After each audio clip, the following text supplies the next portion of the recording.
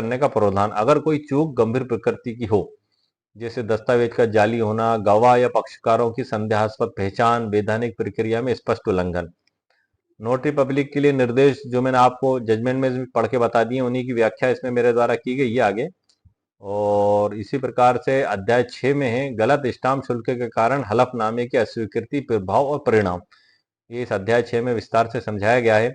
10 रुपए से बने हलफनामों की अमान्यता बताई गई है, कानूनी प्रभाव उसका क्या होगा, ये सारी चीजें सर इसमें डिटेल के साथ अध्याय 6 में बताई गई हैं। और अध्याय 7 में नोटरी के लिए नई जिम्मेदारियां और संभावित कार्रवाइयां वो क्या होंगी, उसमें नोटरी की कानूनी जिम्मेदारी है कि नोटरी पब्लिक का ये कर्तव्य है कि वह दस्तावेज प्रमाणन से पहले यह सुनिश्चित करे, ये नोटरी पब्लिक की जिम्मेदारी है कि वह सुनिश्चित करे कि उचित स्टाम्प शुल्क दस्तावेज पर चिपकाया गया है, दस्तावेज वैधानिक प्रारूप के अनुसार तैयार किया गया है, सत्यापन और शपथ विधिवत ली गई है। ये सभी चीजें, तीनों चीजें नेसेसरी हैं, जो उसके द्वारा उसकी जिम्मेदारी है कि उन चीजों की जांच करे।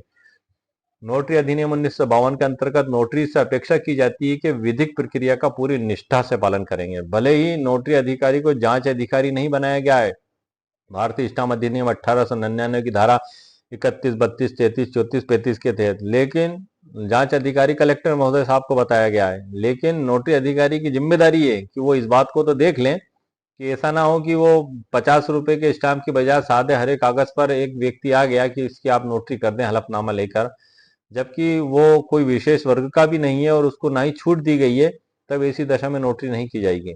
यदि वो किसी विशेष वर्ग का है तो इसी दशा में वो 50 रुपए के जो नॉन जुडिशियल स्टाम्प की उसको छूट दी गई है, तो वो सादे हरे कागज पर भी करा लेता है तो उसको विधि अनुसार मान्य किया जाता है। स्टाम्प शुल्क पर नोटरी की जिम्मेदारी क्या होगी?